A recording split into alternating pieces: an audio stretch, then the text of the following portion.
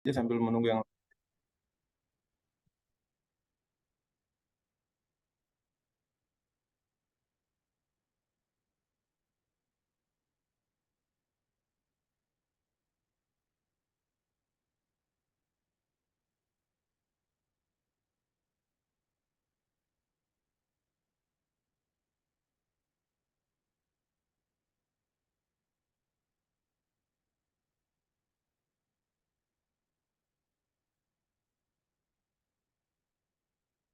slide-nya kelihatan Amin ya?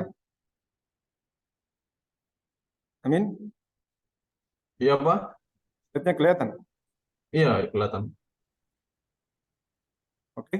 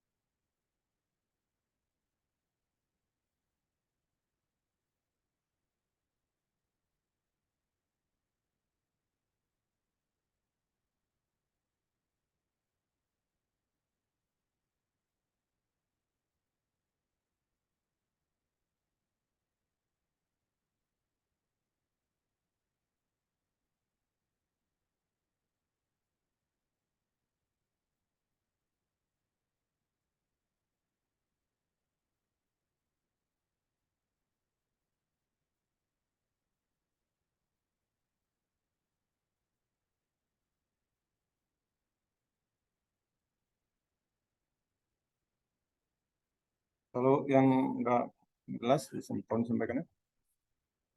Oke, Bismillahirrahmanirrahim. Assalamualaikum warahmatullahi wabarakatuh. Selamat pagi untuk Jakarta dan selamat pagi menjelang siang untuk Namlea. Jadi hari ini kita akan mata kuliah perencanaan geometris jalan raya, kelas HIBA, pembelajaran daring kolaboratif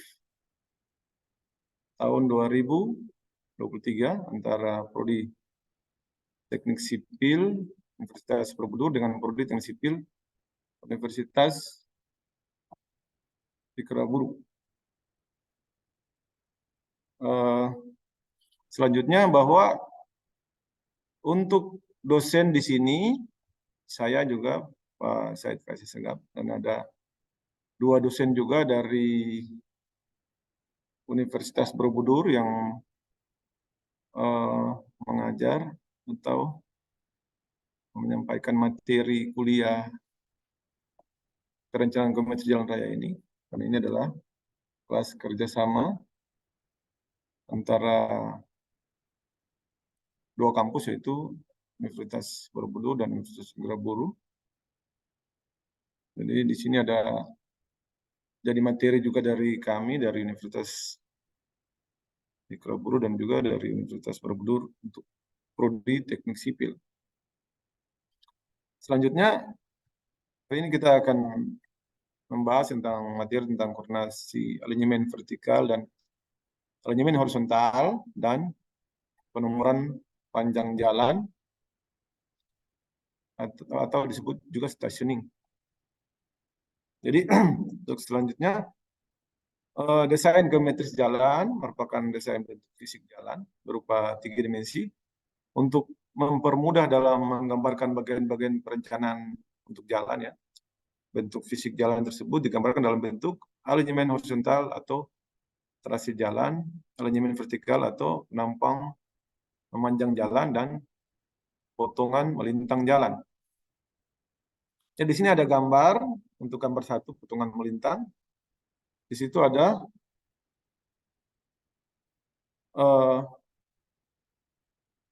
bahu jalan, jalur lalu lintas, dan juga ada perkerasan jalan.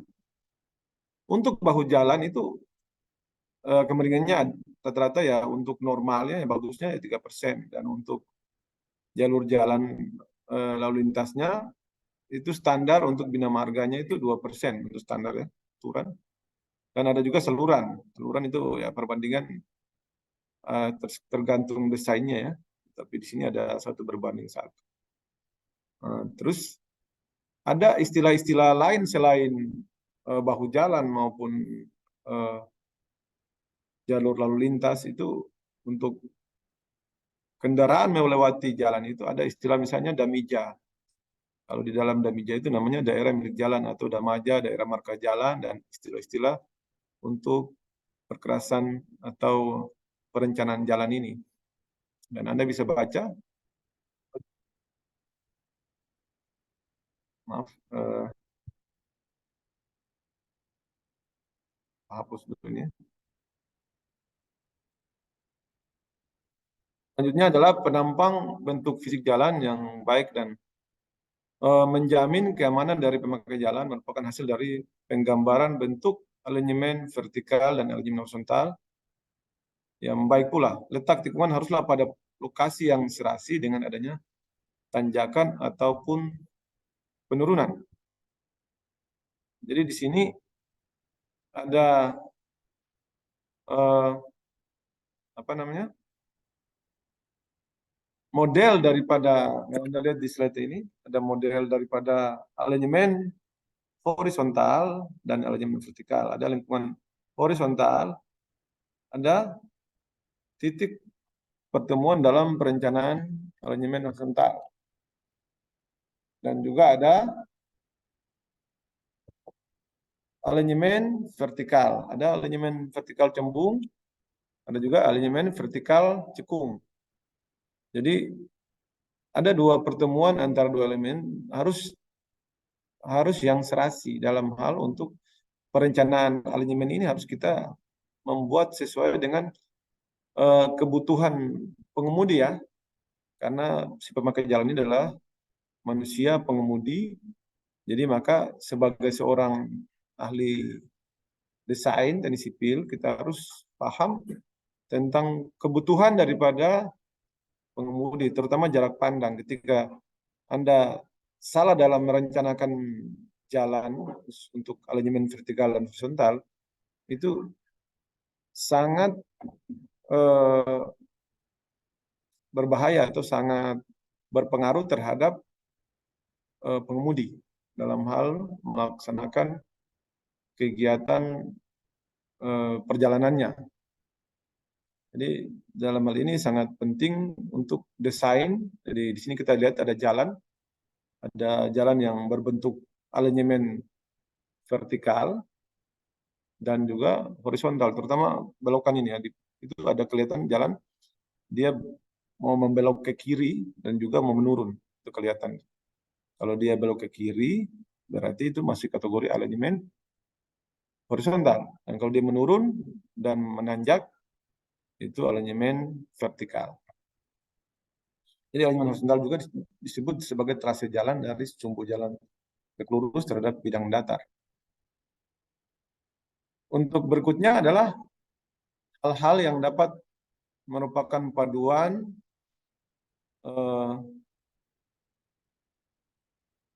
alinyemen mendatar vertikal. Yang pertama, alinyemen mendatar vertikal terletak pada satu fase sehingga tikungan tampak alami dan pengemudi dapat memperkirakan bentuk alinyemen berikutnya.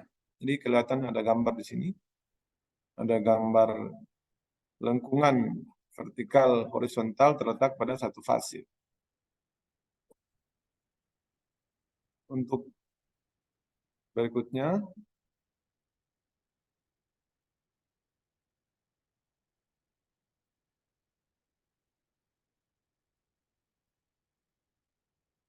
jika tikungan horizontal dan vertikal tidak terletak pada satu fase, maka pengemudi sukar memperkirakan bentuk jalan selanjutnya dan bentuk jalan terkesan patah. Jadi ada gambar ini, tikungan vertikal tidak terletak pada satu fase sehingga kelihatan ada kendaraan untuk melaju itu bisa sangat berpengaruh.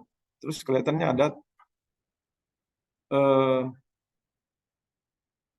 terkesannya ada jalan yang patah. Dalam hal ini maka kita harus mendesain sesuai kebutuhan di bentuk-bentuk alinyemen baik vertikal maupun horizontal itu harus saling berkoneksi satu dengan lain. Selanjutnya, kedua, tikungan yang tajam sebaiknya tidak diadakan di bagian atas lengkung vertikal cembung atau di bagian bawah lengkung vertikal cekung. Ini kelihatan. Jadi kalau kita bikin lengkung vertikal cembung dan vertikal cekung yang asal-asalan itu, jarak pandangnya itu yang sangat tidak tampak antara satu kendaraan dengan kendaraan lain. Makanya kita harus mendesain sesuai dengan standar yang telah ditetapkan. Jadi di sini gambar 5 tikungan terletak di bagian atas lengkung vertikal cembung. Jadi kelihatan ada penurunan dan ada belokan. Kombinasi yang seperti ini akan memberikan kesan terputusnya jalan yang sangat membahayakan pengemudi. Nah, ini yang harus lebih berhati-hati karena kita juga masyarakat dan pengemudi itu sangat membutuhkan desain seorang ahli teknik sipil ataupun transportasi itu betul-betul paham dengan kondisi alinyemen vertikal maupun alinyemen horizontal ini secara baik dan benar. Kita harusnya referensi yang lebih kuat ketika kita melakukan survei, terutama misalnya kita melakukan pengukuran dengan teodolit atau juga bisa dengan foto udara, itu harus punya referensi untuk kontur-kontur daripada kondisi tata ruang atau kondisi yang akan dibangun jalan nanti. Terus yang ketiga, pada jalan yang lurus, panjang sebaiknya tidak dibuatkan lengkung vertikal cekung. Jadi ketika jalan ini dia lurus, itu jangan ada di situ terletak seperti di gambarnya, gambar 6, lengkungan vertikal cekung yang relatif lurus. Nah, jangan ada menempatkan lengkungan atau analisa vertikal di situ. Untuk alignment vertikal itu jangan sampai kita membuat lengkungan alignment vertikal, baik itu cekung maupun cembung. Karena itu juga berbahaya dalam hal jarak pandang itu. Jika penurunan terus tanjakannya cukup panjang, itu jangan sampai dibuat lengkung vertikal cekung. Nah, itu bisa berbahaya atau kenyamanannya untuk pemakai jalan atau sopir ataupun pengendara. Dan berikutnya 4, kelandaian landai dan pendek sebaiknya tidak diletakkan di antara 2 kelandaian yang curam sehingga mengurangi jarak pandang pengemudi. Lanjut. Untuk penomoran atau stationing ya, panjang jalan pada tahap perencanaan adalah memberikan nomor pada interval-interval tertentu dari awal pekerjaan. Jadi kalau kita dari awal pekerjaan, kita harusnya membuat sebuah penomoran. Untuk misalnya kita merencanakan sebuah jalan konstruksi, kita buat penomoran untuk pembatasan-pembatasan, itu dibuat penomoran. Terus ada juga penomoran yang berhubungan dengan batas jalan, ada juga penomoran yang berhubungan dengan jarak jalan. Itu banyak sekali. Kalau kita lihat di beberapa jalan, terutama jalan tol, jalan nasional, itu ada penomoran-penomoran berhubungan dengan kilometer jalan ataupun batasan jalan ataupun titik jalan. Misalnya kita tahu, misalnya ada jalan kilo sekian, itu biasanya istilahnya itu adalah sebuah penomoran. Terus nomor jalan atau istilah jalan dibutuhkan sebagai sarana komunikasi untuk dengan cepat mengenal lokasi yang sedang dibicarakan, selanjutnya menjadi paduan untuk lokasi suatu tempat. Nomor jalan ini sangat bermanfaat pada saat pelaksanaan dan perencanaan pekerjaan, khususnya jalan ya. Ada juga untuk irigasi, bisa juga ada penomorannya, untuk bendungan, dan seterusnya untuk proyek-proyek yang lain. Tapi kalau jalan itu harus, karena kita bisa tahu volume, tahu jarak, itu harus ada penomorannya. Terutama mungkin kita mau buat pengukuran, itu harus kita tahu penomorannya, sehingga kita bisa menghitung kira-kira berapa panjang jalan, berapa volume jalan yang kita lagi melaksanakan pekerjaan ini, atau kita lagi survei. Di samping itu, dari penomoran jalan tersebut diperoleh informasi tentang panjang jalan secara keseluruhan. Setiap STA atau stationing itu jalan dilengkapi dengan gambar potongan melintang.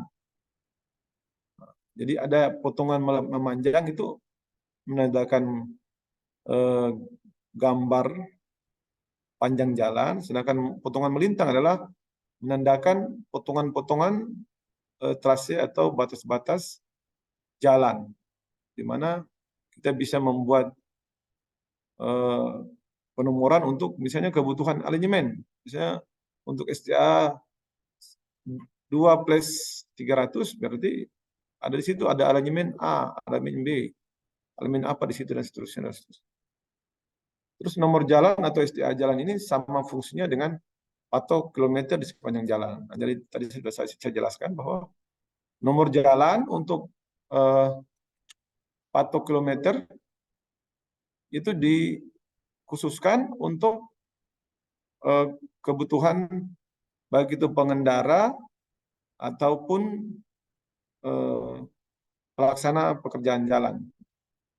Kalau pengendara kan dia butuh, ini kira-kira kita sudah sampai di kilometer berapa, kira-kira di mana batasannya untuk jalan ini. Itu sebagai petunjuk juga, sebagai petunjuk jalan untuk kebutuhan pekerjaan jalan ataupun masyarakat maupun pengemudi. Yang berikutnya, untuk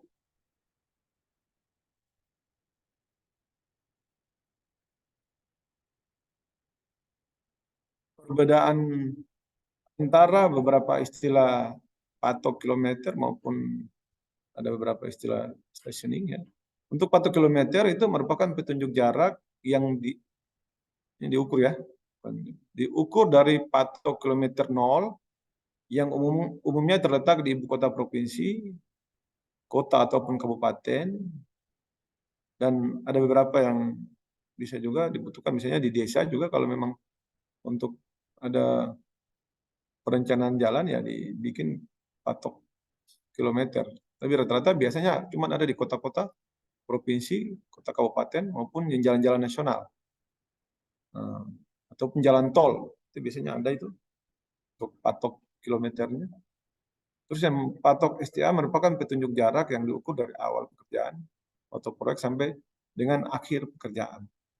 Jadi kalau patok STA itu biasanya kita bikin ketika ada pekerjaan proyek ya, ada pekerjaan proyek. Kita mau misalnya melaksanakan sebuah pekerjaan proyek, perencanaan misalnya, perencanaan komunitas jalan, itu standarnya kita mulai patoknya 0. Misalnya 0, kita lanjut dengan 0+50, 0+100, dan seterusnya. Ada juga langsung dia 0+100, atau 0+200, 0+300, dan seterusnya. Itu untuk STA, patok STA, untuk kebutuhan jalan. Tapi ada beda kalau kita merencanakan pekerjaan irigasi. Itu saya pernah juga mengerti tentang irigasi, itu beda lagi patoknya, bisa juga 25, bisa juga 30, dan seterusnya. Itu tergantung kebutuhan daripada sebuah perencanaan irigasi tersebut. Tapi kalau jalan itu standarnya rata-rata bisa 25, 50, dan 100. Yang berikutnya adalah patok kilometer berupa patok permanen yang dipasang dengan ukuran standar yang berlaku. Nah, itu untuk patok kilometer, kita lihat kita jalan misalnya ke daerah-daerah dari kota-kota besar. Nah, untuk kalau di Maluku kan Ambon, kalau Jakarta kan misalnya kita mau ke daerah Bandung atau ke daerah Bogor, itu di samping kiri itu biasanya ada patok kilometer yang menunjukkan dari Jakarta Bogor kira-kira berapa kilo. Atau dari Jakarta Bekasi, barangkali juga bisa ada juga. Tapi kalau rata-rata jalan tol juga ada. Terakhir nanti saya tunjukin. Ada, saya dapat itu ada patok-patok kilometer, itu ada petunjuk-petunjuk tentang patok-patok kilometer yang tertulis di situ. Jadi patok ini bukan berupa patok saja, tapi juga petunjuk juga yang menandakan tentang jarak kilometer maupun jarak satuan meter. Dengan patok SDA merupakan patok sementara selama masa pelaksanaan ruas jalan. Beda kalau patok kilometer adalah dia standar, dia paten, biasanya selalu ada. Sedangkan kalau patok SDA itu dia sementara. Untuk kita buat jalan, setelah kita stabilo atau kita taruh patok STA, setelah pekerjaan jalan selesai, ya kita hapus itu patok. Karena dia bukan sebuah standar atau sebuah keharusan. Tapi kalau patok kilometer itu merupakan patok permanen yang harus setelah pekerjaan jalan selesai dibikin patok kilometer untuk kebutuhan masyarakat atau pengemudi ataupun surveyor jalan dan seterusnya. Nah, ini untuk metode penomoran. Jadi tadi sudah saya jelaskan juga untuk metode penomoran ini, kalau kita lihat,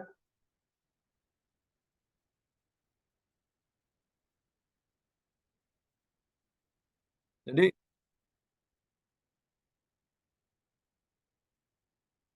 dimulai dari 0 plus 000 meter, berarti 0 kilometer, dan untuk 03-nya itu meter. Jadi dari awal pekerjaan sebagai contoh STA 12 plus 600. Berarti jalan itu terletak pada jarak 12 km. Itu seperti gambar yang ini ya. Kilometer 12 dan di bawahnya itu ada 600, berarti dia berada pada jarak di 12 km dan 600 meter. Jadi dari awal posisi 0 ya sampai di sini kira-kira 12 plus 600. Ada kelewatan. Jadi untuk jika terjadi perubahan arah angin pada alignment horizontal maupun alignment vertikal, maka penomoran selanjutnya dilakukan untuk setiap 100 meter pada medan datar. Jadi kalau kita punya jalan itu medannya datar, maka kita pakai 100 per meter untuk patok kilometernya atau patok STA-nya ya. Patok STA-nya maksudnya. Tapi ketika dia berbukit, maka setiap 50 meter itu untuk medan yang berbukit. Dan begitu juga kalau dia pegunungan, itu dibikin 25 meter pada medan pegunungan.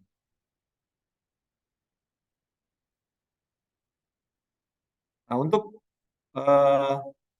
penomoran jalan ada istilah atau standar untuk desain jalan. Jadi untuk pada tikungan penomoran dilakukan pada setiap titik penting. Jadi ada beberapa model titik penting yang dibikin untuk kebutuhan alignment ya. Jadi untuk STA titik TC, STA titik CT pada tikungan jenis lingkaran sederhana. Sedangkan STA titik TS, STA titik SC, dan STA titik ST pada tikungan jenis spiral, busur, lingkaran, dan spiral. Seperti terlihat di model ini, jadi ada STA TC sama dengan STA titik A tambah B kurang T, dan seterusnya STA titik TC, STA titik CT sama dengan STA TC plus L, STA titik STA TS sama dengan STA C tambah D, dan seterusnya, dan seterusnya. Jadi, itu untuk barangkali selanjutnya,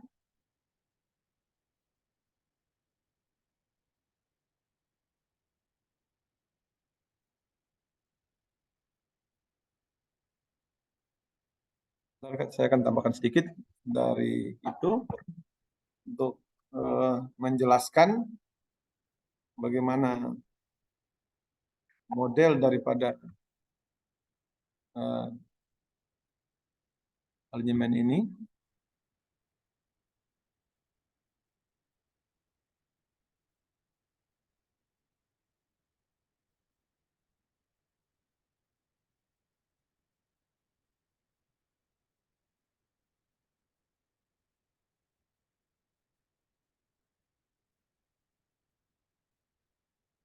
Barangkali ada yang mau bertanya. Kalau enggak, saya lanjutkan untuk materi berikutnya. Saya lihat dulu ya. Nanti kopinya saya akan berikan, saya akan kirim ke Anda.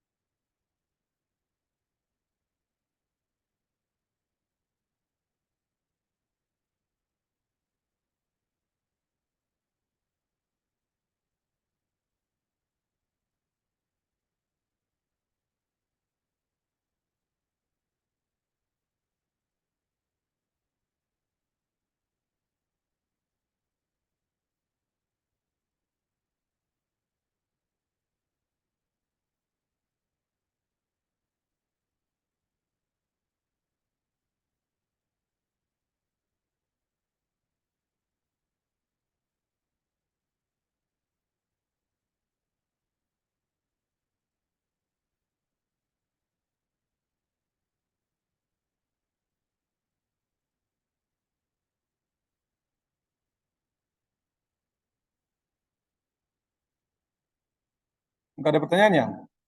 Sampai di sini. Oke, kalau memang nggak ada pertanyaan, saya lanjut. Pak, Oke, Amin, ada apa? Ada pertanyaan? Oke, saya lanjut aja. Untuk lanjut yang dulu, Pak. berikutnya,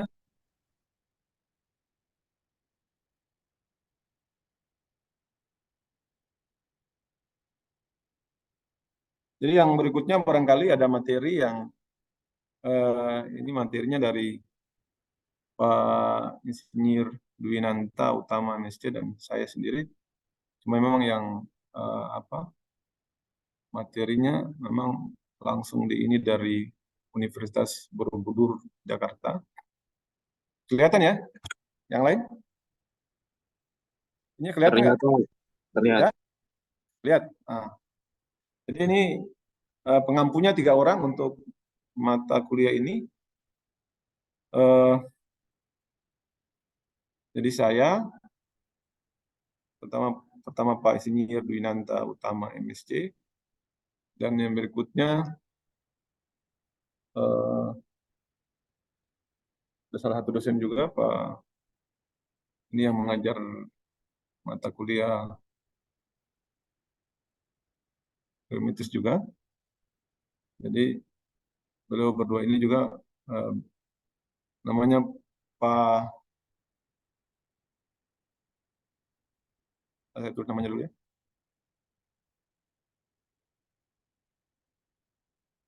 Um, Barian Karope Boka ya. Jadi Pak Barian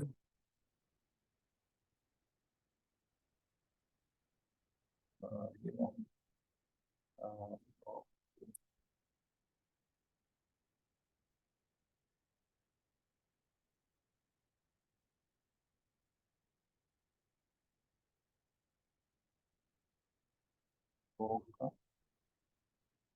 Oke. Jadi beliau, jadi bertiga ini yang memandu mata kuliah perencanaan geometri jalan. Jadi untuk kelas kolaboratif antara Universitas Ikraburu dan Universitas Borobudur Jakarta. Selanjutnya untuk tadi kita sudah belajar tentang manajemen, barangkali sekarang kita bicara tentang koridor juga ya. Ada penentuan lokasi jalan dan penentuan koridor terbaik antara dua titik yang harus dihubungkan dengan mempertimbangkan lokasi-lokasi yang harus dihindari. Koridor adalah bidang memanjang yang menghubung dua titik, menghubungkan antara dua titik ya. Terus yang berikutnya trase adalah rangkaian garis lurus yang merupakan rencana sumbu jalan. Berikutnya perencanaan. Untuk tahap ini yang kemarin tadi saya sudah jelaskan bagaimana untuk kita membuat alignment. Nah, ini masuk ke tahap perencanaan. Untuk tahap perencanaan pertama itu adalah studi penyuluhan atau resonansi study untuk menentukan berbagai koridor yang memenuhi persyaratan. Tahap kedua adalah meliput suatu tinjauan yang lebih mendalam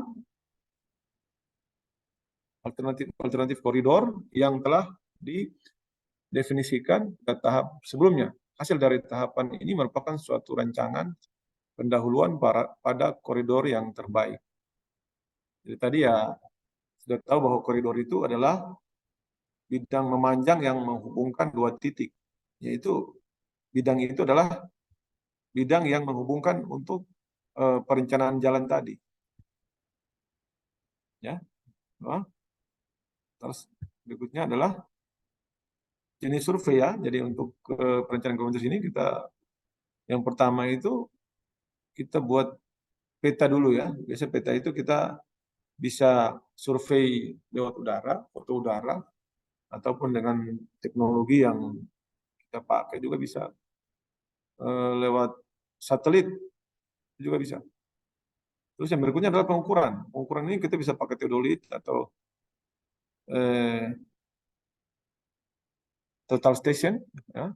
Kita bisa gunakan alat-alat tersebut untuk melakukan pengukuran. Sehingga kita bisa tahu kontur-kontur daerah-daerah yang memang di mana bisa tahu ini berbukit, ini curam, ini perlu timbunan, ini perlu galian dan seterusnya dan seterusnya. Itu yang memang perlu dilihat. Terus faktor yang menentukan pemilihan lokasi jalan. Nah, ini yang tadi saya sudah jelaskan. Nah, faktor-faktor yang mempengaruhi lokasi jalan itu yang kita juga perhatikan. Ya. Kita next saja. Jadi yang pertama garis kontur adalah garis yang menghubungkan titik dengan ketinggian yang sama. Terus yang berikutnya garis kontur tertutup yang agak kecil berarti puncak titik A atau lembah kecil seperti titik B.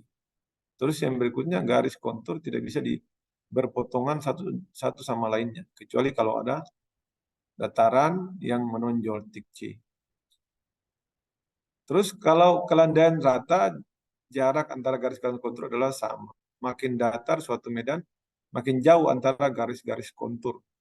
Makin curam suatu medan, maka berdekatan garis tingginya. Dan itu di D. Terus yang berikutnya pada jurang garis kontur berputar, seperti naik dan turun lagi di bagian sungai ada di titik E. Terus yang berikutnya lingkungan dari garis kontur adalah cembung apabila dilihat ke arah mengalirnya sungai. Terus garis kontur biasanya mempunyai angka ketinggian yang bulat dan tiap garis tinggi kelima dipertebal ya. Di sini ada tadi yang dijelaskan tadi ada A, B, C, D, dan E. Ini terlihat garis-garis konturnya. Kalau kita lihat ada A di situ adalah garis kontur A, garis kontur yang kecil berarti puncaknya di A. Terus yang B itu atau lembah kecil seperti titik B dan seterusnya di C. Dari sudah saya jelaskan dan saya baca tadi.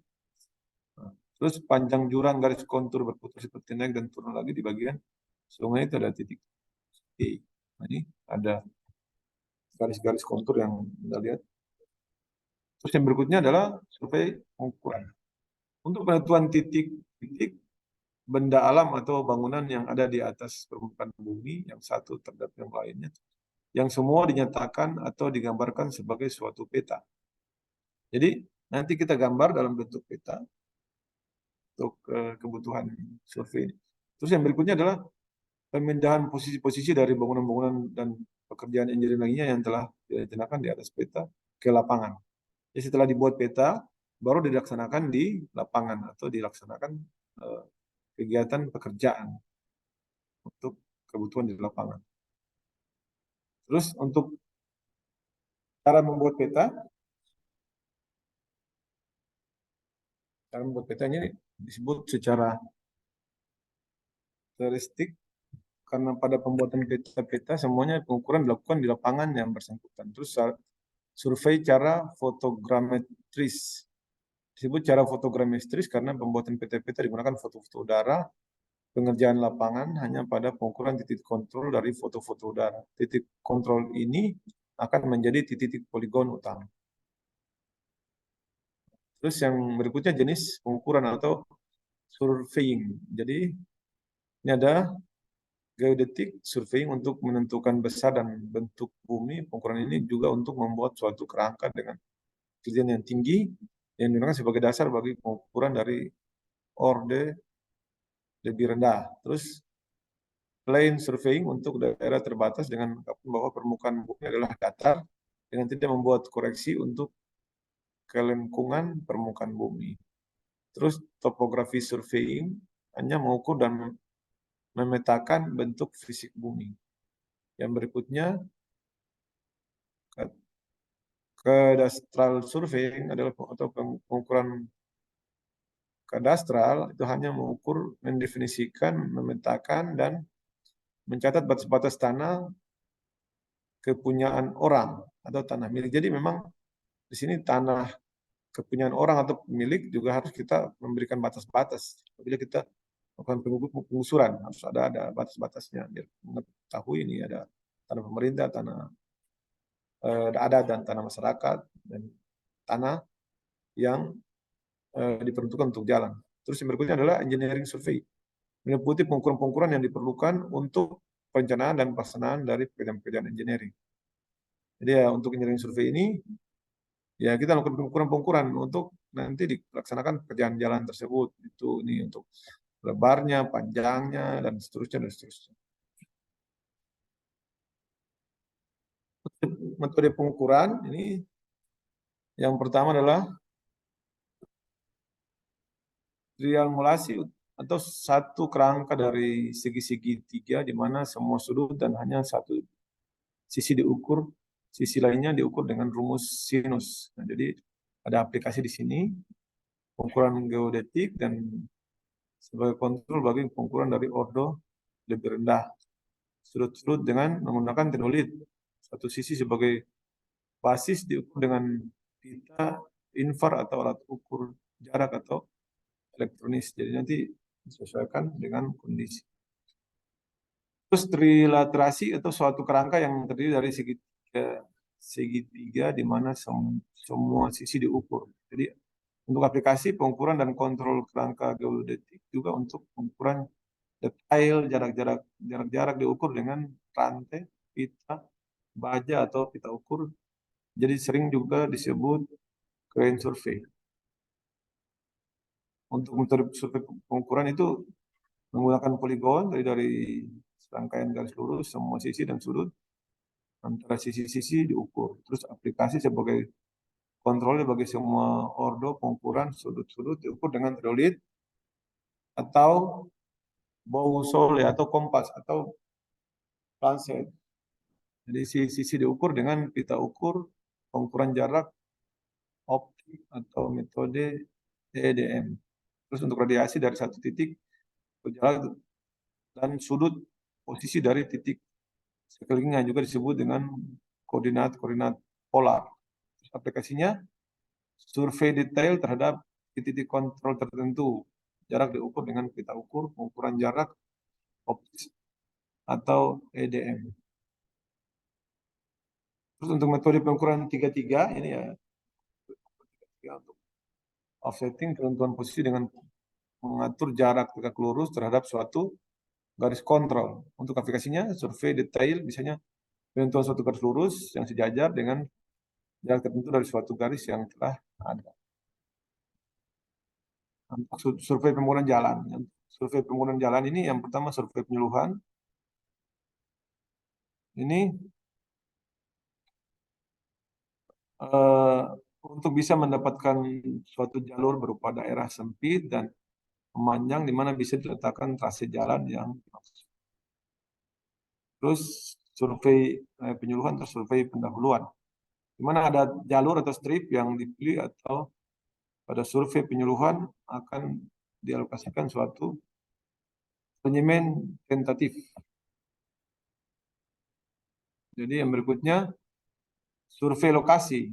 Location survei pada tahap ini hasil anyaman di atas peta dan survei pendahuluan akan dipindahkan dipatok di lapangan. Jadi ini teknisnya bagaimana kita melakukan survei. Dan yang berikutnya survei konstruksi adalah pengukuran-pengukuran untuk membantu pelaksanaan konstruksi bangunan-bangunan. Itu untuk kebutuhan survei bangunan jalan ya. Ini nanti kita akan berikan ini. Terus untuk pengukuran yang dilakukan 1-3, pengukuran titik kontrol horizontal berupa pengukuran poligon dengan ordo 1 atau 2 pada jalur yang terpilih pada survei penyuluhan, pengukuran poligon mencakup pengukuran semua jarak dan sudut poligon. Terus yang kedua adalah pengukuran titik kontrol vertikal, merupakan pengukuran ketinggian dari titik poligon dengan mempergunakan alat ukur sifat datar. Ini kita pakai waterpass ya untuk mengukur sifat datarnya. Terus pengukuran jarak dengan pita ukur. Terus yang ketiga, pengukuran situasi pada tahap survei di pendahuluan dilakukan sepanjang jalur terpilih pada survei penyuluhan dengan skala 1 berbanding 10.000. Yang harus dibuat skala untuk mengetahui dan untuk menggambarkan kondisi data survei tadi. Data survei untuk data pengukurannya itu bisa dibikin skala 1 berbanding 10.000. Itu seperti kita buat peta ya. Terus untuk pengukuran yang dilakukan untuk 2/3, jadi hasil dari pengukuran berupa satu peta di mana tercantum poligon supaya ada hubungan antara peta dan titik-titik poligon di lapangan. Terus garis tinggi serta spot heads. Yang berikutnya sungai-sungai saluran irigasi serta dimensinya dan arah aliran air. Jadi memang ini dibikin untuk survei kondisi irigasi aliran air biar kita bisa menentukan titik-titik di mana yang terbaik untuk jalur jalan sehingga tidak mempengaruhi aliran air maupun irigasi yang ada yang telah dibangun sebelumnya ataupun aliran air yang bisa dimanfaatkan oleh masyarakat. Terus yang berikutnya adalah bangunan bersejarah. Pekuburan, kampung. Nah, ini juga kita harus lebih hati-hati karena bila kita desainnya melewati pekuburan tidak mungkin menggusur pekuburan atau menghilangkan penguburan atau memindahkan itu agak ribet. Tapi kita bisa menghindar kalau bisa. Tapi kalau tidak bisa ya mencari solusi yang terbaik. Terus kampung juga demikian, jangan sampai kita gusur kampung untuk kepentingan jalan. Ini juga repot.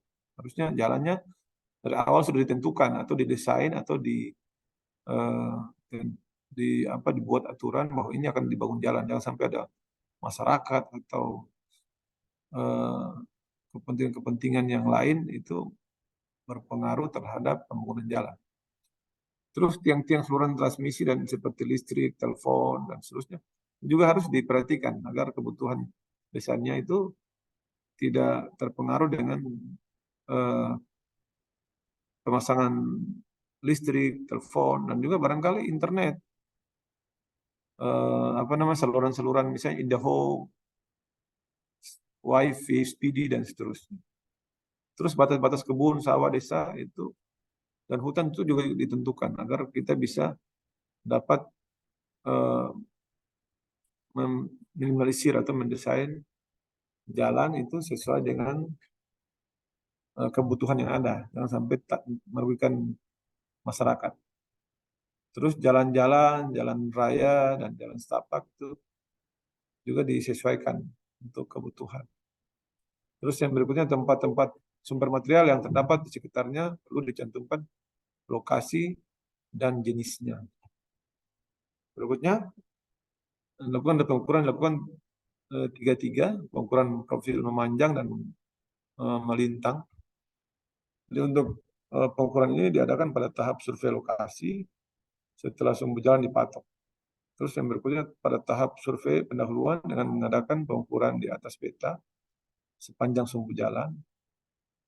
Didapat gambaran dan perhitungan profil memanjang untuk hitung pekerjaan tanah. Kalau kita sudah survei, dapat melihat profilnya panjang, itu pasti ada timbunan, ada juga galian. Ini sebagai dasar untuk kita melaksanakan pekerjaan-pekerjaan tersebut. Pada cara fotogrametris dengan bantuan profiloskop dan profil melintang dapat diukur dalam waktu yang singkat dan lebih detail dari peta garis. Dan berikutnya adalah kelima, pemasangan patok-patok tetap atau benchmark. Terus faktor yang menentukan pemilihan lokasi jalan diantaranya adalah pengaruh medan atau topografi. Jadi medan di sini Anda lihat untuk pegunungan, kondisi dataran, dan juga kondisi lembah, curam, dan sungai, dan seterusnya. Itu harus kita melihat kondisi-kondisi ini, yang mana yang terbaik, yang kita itu harus orang yang mengerti, ahli dalam hal penentuan medan tersebut. Nah, jadi kita harus lebih banyak referensi untuk melihat kondisi-kondisi yang ada untuk kondisi perencanaan jalan ini. Terus yang kedua adalah pemotongan dengan sungai. Ini juga sungai itu yang tadi saya sebutkan itu sangat penting untuk kebutuhan masyarakat, dan baik itu untuk eh, kebutuhan pertanian, kebutuhan eh, sawah, untuk mandi cuci kakus dan seterusnya. Jadi harus hati-hati dalam hal perencanaan jalan. Jangan sampai kita menentukan untuk menutup sungai atau melebar sungai, atau itu juga tidak maksimal. Makanya kita harus membuat agar sungai itu tetap seperti sedia kala, alami seperti sedia kala. Jangan sampai kita melakukan keputusan yang merugikan masyarakat ataupun merugikan alam. Terus yang ketiga adalah daerah lahan kritis. Nah, daerah lahan kritis juga diperhatikan, karena kalau untuk jalan ini memang untuk lahan-lahan yang kritis itu bisa digunakan untuk pengembangan jalan. Terus yang berikutnya adalah daerah aliran sungai. Nah, ini aliran sungai juga harus dilihat, jangan sampai akan berperan yang lain, dia juga akan, dan ini juga eh, merugikan untuk kita semua, untuk masyarakat, setempat dan kebutuhan-kebutuhan sehari dan seterusnya. Terus yang kelima, material konstruksi jalan itu juga harus diperhatikan. Itu karena ketika kita buat jalan di areal situ, itu untuk kebutuhan material juga akan bisa berkurang atau tidak bisa digunakan dalam ini. Jadi harus diperhatikan juga. Terus yang berikutnya adalah galian dan timbunan. Nah ini kalau galian dan timbunan ini adalah untuk kita melihat kontur, setelah kita lakukan namanya cut and fill, gali dan timbun. Jadi bisa ditimbun dan gali dan timbun itu bisa disesuaikan agar kebutuhan jalan ini itu saling terkoneksi. Terus yang ketujuh, pembahasan lahan juga harus diperhatikan karena kalau misalnya kita membangun jalan, terus masyarakat protes jalannya tidak boleh dibangun karena itu lahan mereka, itu juga jadi persoalan. Jadi harus dari awal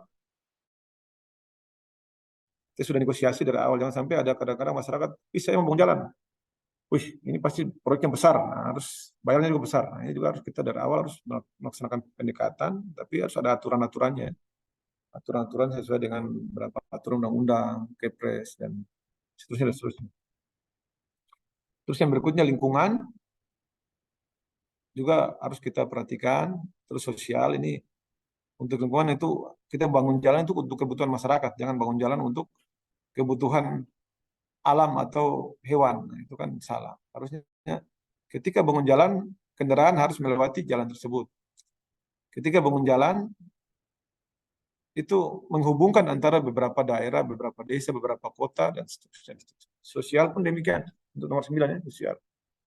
Misalnya kalau untuk bangun jalan ya masyarakat dapat terlayani, masyarakat dapat berjualan, masyarakat dapat melakukan aktivitas sosial yang memang penting untuk masyarakat. Kita survei, oh ini jalannya kita bangun, tapi pasti yang lewat bukan manusia, itu repot. Harusnya jalan bangun, manusia juga membutuhkan. Jadi kebutuhan itu yang perlu. Ini adalah kita melihat salah satu model jalan. Kalau kita lihat antara dua titik A dan B, kalau kita tarik garis lurus, kelihatannya konturnya di titik-titik ini kan, kalau kita lihat bundaran yang tengah ini kan dia tinggi atau pegunungan atau dua gunung saling ini kita hubungkan. Misalnya ini desa A, desa B, atau kota A, kota B kita bisa hubungkan untuk akses transportasinya untuk kebutuhan masyarakat, kebutuhan stakeholder maupun untuk kebutuhan ekonomi, sosial, budaya dan seterusnya. Maka tidak mungkin kita garis lurus karena ada pegunungan di situ. Makanya kita mencari alternatif yang terbaik. Kita melihat alinyemennya, melihat kebutuhan-kebutuhan posisi-posisi yang bisa kita capai dalam hal tadi yang sudah dijelaskan tadi, baik itu konturnya, alinyemennya dan seterusnya, dan tidak memberatkan anggaran dari pembangunan jalan ini. Jadi harus disesuaikan dengan kondisi alam dan kondisi kebutuhan masyarakat. Sehingga untuk titik ini kita menarik garis-garis putus-putus ini sebagai sebuah jalan. Dan untuk jalan yang jaraknya pendek kita tidak dapat ini jadi jalan dengan kelandaian minimal ya kita pakai ini. Tapi kalau di antara kontur ini kita dapat mencapai jalan dengan baik, kita bisa langsung pakai ambil garis lurus ini. Tapi kalau misalnya untuk ketinggian ini kita tidak bisa capai dengan penggusuran atau alat-alat dan nilainya proyek cukup mahal, maka kita ambil itu dengan garis putus-putus ini, dengan jalan kelandaian minimal. Jadi dia landai, tidak terlalu curam, alinyemennya juga tidak terlalu ribet, tidak terlalu banyak dan nyaman dalam berkendara. Terus, nah ini ada untuk kita membuat penyeberangan terpendek. Jadi kita bikin jembatan ataupun ini untuk kebutuhan penyeberangan ya. Terus yang berikutnya adalah ini ada bentuk sungai. Untuk kita lihat nanti disesuaikan. Terakhir ini adalah untuk model alinyemen, untuk ada alinyemen horizontal yang tadi sudah saya jelaskan dan alinyemen vertikal ya.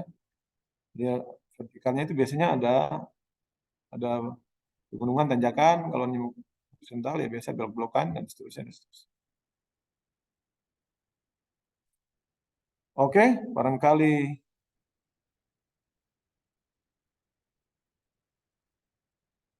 cukup sekian dari saya untuk ini.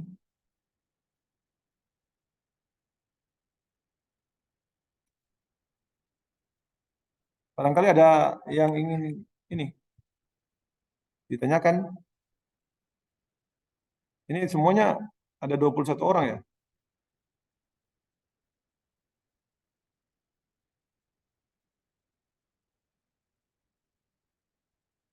Ya, Pak. Ini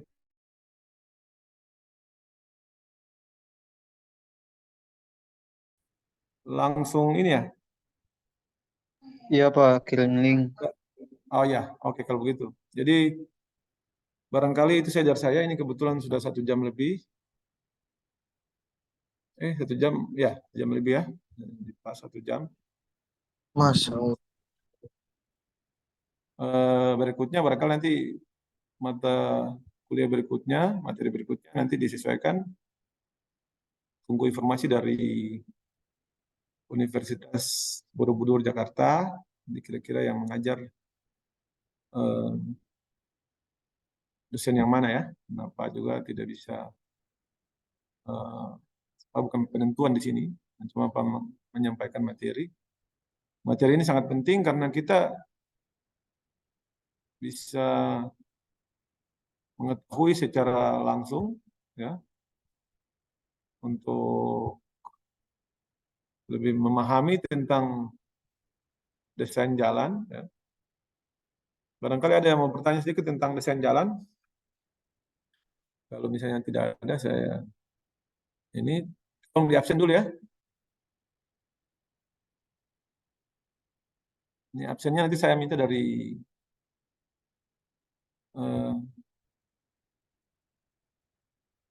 biasa absennya yang pegang siapa deh? Yang Jul dari Tanasi. Oh, Jul.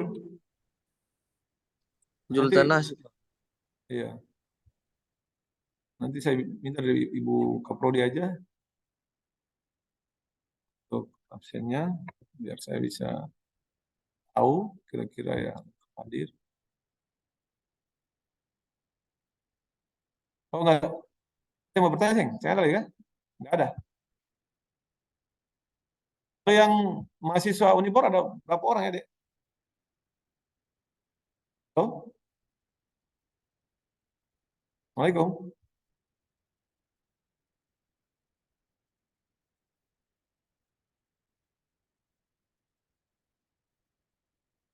Oke, barangkali cukup sekian ya.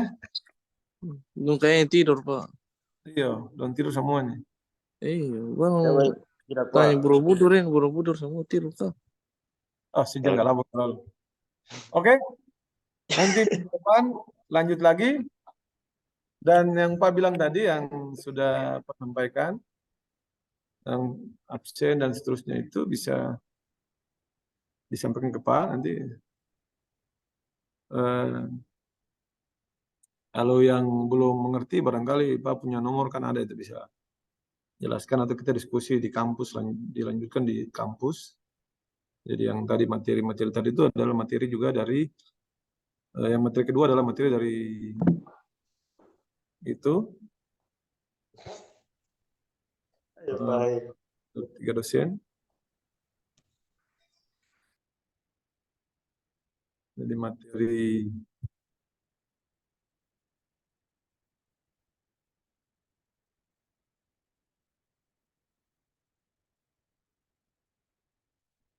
ini adalah materi yang dari Pak Dwinanta ya.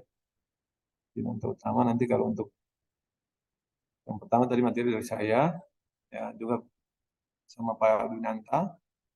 Nanti di ini aja dipelajari aja. Untuk kuisnya barangkali yang langsung ke LMS atau e-learning itu Anda bisa langsung saja. Oke, cukup sekian ya. Selanjutnya Anda bisa absen. Yang Iya, belum absen, Pak. absen. Jangan lupa karena kalau absen itu penentuan nilai Anda juga materi itu Anda harus pelajari.